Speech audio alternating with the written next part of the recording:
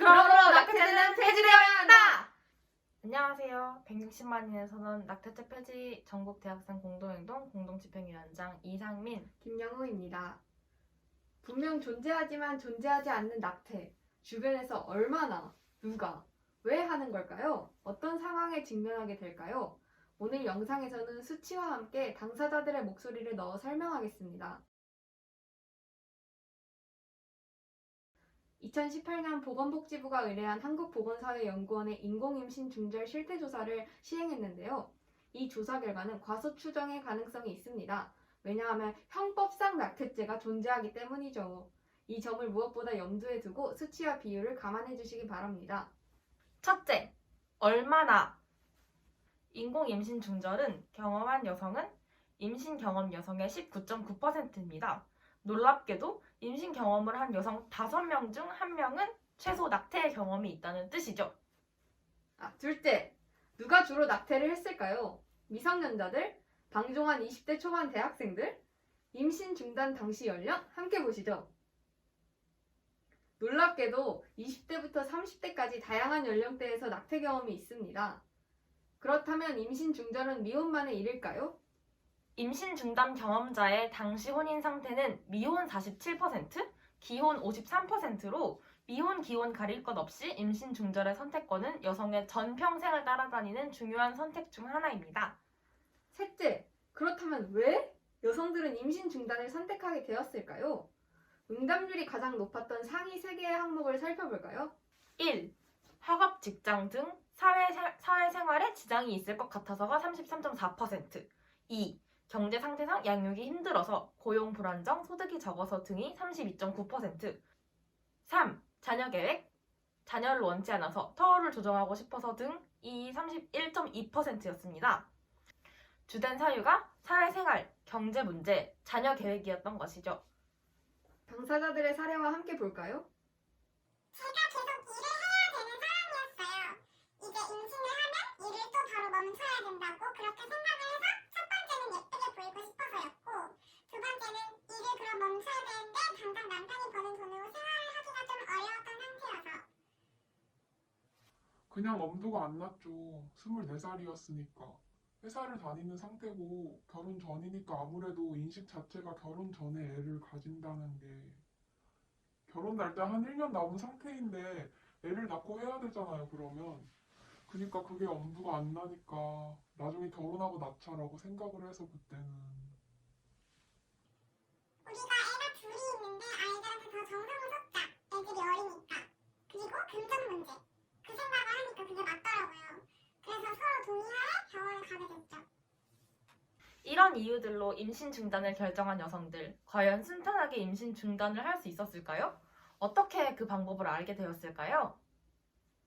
방법을 알게 된 상위 3항목은 바로 1번 의료인, 2번 온라인, 3번 친구 및 지인이었습니다. 그러나 낙태가 불법 시술인 점을 감안하면 의료인에게 묻는 것조차도 걱정스러웠을 여성들, 그리고 온라인에서 갈무리하고 해당 병원을 찾았을 여성들, 또 불안하게 있잖아, 나 원치 않는 임신을 했어, 나 임신을 했어 라고 화두를 꺼냈을 여성들을 생각해보면 여성이 제 생산권을 안전하게 보장받을 수 있는 환경이라고 보기가 어렵습니다. 제가 아까 친구랑 같이 임신 중재를 받았다고 했는데 저는 수술 시간이 30분, 친구는 5분. 이런 게 왜 그렇게 되는 건지 설명도 없이 그냥 끝났어요. 약 맞고 가세요. 의무적으로 증상과 원인과 치료 방법과 후유증과 이런 것들에 대해 아무런 설명도 없었으니까.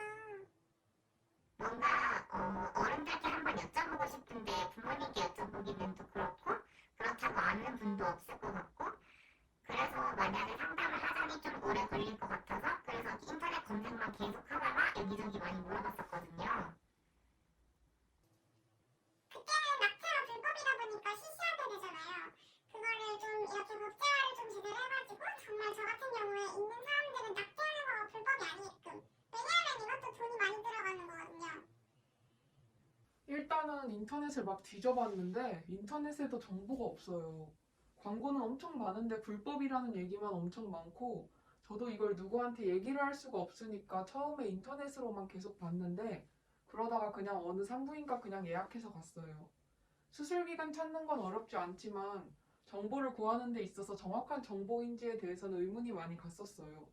진짜 산모가 어떻게 잘못되어서 한 소파 수술이 아니라 유산해서 이렇게 한 그런 게 아니라 그 사후 관리가 없잖아요. 잘 모르는데 내 몸을 정기검진? 그런 관리는 못 받았죠. 제가 직접 병원에 가서 물어보고 검사받고 이래야만 아는 거니까. 그 비용이 지금은 저렴한 것도 아니고, 네, 아마 비용이 제일 크지 않을까? 당장 그거를 이제 현금으로 준비를 해야 되니까.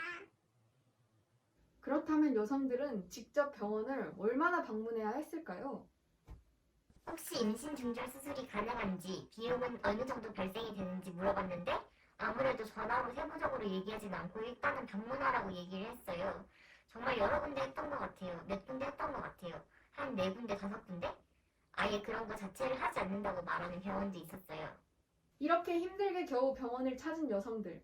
그들은 일반 수술 환자처럼 충분한 의료시설 상담과 부작용에 대해서 설명받을 수 있었을까요? 조사 결과 평균적으로 여성은 1.5회를 방문하고 일부 여성들은 임신 중단을 위해 3에서 5회, 어떤 여성은 10회까지 수술 기간을 찾아다니는 것도 주목할 필요가 있습니다. 그럼 보편적으로 여성은 임신 중절에 대해 얼마나 지불할까요? 불법 시술이기 때문에 가격에 대한 기준도 시설에 대한 서비스도 모두 경험자마다 상이했습니다. 30에서 50만 원 미만은 42%, 그리고 50에서 100만 원은 32%, 30만 원 미만은 10%였습니다. 어떤 사람에게는 매우 적은 비용일 수도, 또 어떤 사람에게는 한 달의 생활비일 수도 있는 비용이 병원의 자율에 따라 결정되었습니다. 낙태가 합법이었더라면 우리는 정해진 가격으로 보험을 처리받아서 일상에 무리 없이 다시 돌아올 수 있었겠죠? 수술이 끝난 후에도 여성들은 어떤 의료 서비스를 받았을까요? 아니, 의료 서비스라고 할 수 있는 환경이었을까요? 제가 인터넷에 알아본 병원은 깨끗하고 큰 병원이긴 했는데 좀 비쌌어요. 그래서 저도 좀 고민을 하고 있었는데 그 사람은 처음에 안 믿으려고 그러고 왜 이렇게 비싼 데서 하냐? 그러고 하니까 그냥 그 사람이 말한 병원에서 한 거긴 한데 정상적인 병원 같지 않았어요. 진짜 의사 한 명이랑 간호사 한 명? 딱 두 분이서만 하고 그리고 좀 충격이 있었어요. 그런 병원도 있구나. 되게 시설도 안 좋고 위생적인 거는 솔직히 딱 봐도 안 좋아 보이긴 하는데 수면 마취를 하잖아요. 그래서 잘 모르겠긴 한데 거의 공장이라고 해야 하나? 그 정도로 저 말고도 사람이 제 뒤로도 줄이 서 있었어요. 아는 사람만 오는 것 같은 그것만 전문으로 약간 그런 느낌인 거예요. 설명도 없고 그냥 수술해주고 회복하고 회복 끝나면 집에 알아서 가라 이런 식인 거예요. 수술 전에 돈 내고 좀 충격이었어요. 중단수술하면서 근데 좀 분위기가 좀 좋진 않았던 것 같아요. 행정하시는 분이 오셔서 뭐 이렇게 동의서를 쓰는 건데 이게 뭐라고 했더라? 잘못돼도 자기네들이 책임지지 않는다. 누가 알려달라고 해도 안 알려주는 대신에 뭐 그런 계약 조건이 있는 거예요. 비밀 유지를 해야 한다. 왜냐면 그것도 불법이니까. 그 의사 선생님이 일단 낳지 않을 거라는 얘기를 한순간부터 대하는 그 태도? 그런 게 원래 제가 첫째나 둘째 임신해가지고 갔을 때 선생님이 대하는 태도랑 달랐어요. 완전 불친절하고 그냥 그런 사람들만 대하는 것 같은? 낙태하러 오는 사람들만 대하는 것 같은? 여기서는 막 이렇게 잘 존중해주지 않는 듯한. 전신 마취를 했거든요. 전신 마취를 하고 토요일이었어요. 토요일에 전신 마취를 하고 깨어났는데 굉장히 빠르게 나가라고 이제 급하게 병원 문을 빨리 닫아야 되기 때문에 그래서 그게 불법이어서 그랬는지는 모르겠어요. 근데 빠르게 나가라 그래가지고 그때가 이제 완전 여름 그러니까 겨울에서 봄으로 막 4월, 5월 이때니까 그렇게 따뜻한 날씨는 아니었다고 제가 기억이 나서 되게 춥고 막 어지럽고 몸이 너무 힘들었어요. 그래서 택시를 타고 택시를 이제 너무 잡기도 힘들고 막 몸이 너무 안 좋은 상태에서 마취가 이제 막 깨어났는데 빨리 짐 싸서 나가라고 그래서 되게 힘들게 나와서 집에 가서 막 너무 힘들어. 마음도 힘들고 몸도 힘들고 막 왜 그랬을까. 되게 많은 감정들이 그날 토요일 오후에. 오늘은 보편적인 여성의 낙태 경험을 들어보았는데요. 정말 상상 그 이상으로 여성들은 열악한 환경에서 수술을 받는 게 충격적이지 않으셨나요? 이렇듯 낙태죄가 형법상 폐지되지 않으면 여성들은 음지에서 건강과 돈을 담보로 자신의 인생의 중요한 선택권을 박탈당하고 있습니다. 더 이상 여성의 재생산권을 침해당할 수는 없습니다. 그러므로 낙태죄는 폐지되어야 한다! 160만인의 선언은 지금까지 2차례의 기자회견, 현수막 개최, 낙태죄 마침표 집회 등 완전한 형법상의 낙태죄 폐지를 위해 활발하게 활동하고 있습니다. 저희의 활동에 후원으로 연대해주세요. 더 많은 생명을 구할 수 있는 길, 여성이 더 안전할 수 있는 길, 여성의 건강권과 재생산권, 자기결정권을 쟁취하는 길에 동참해주세요.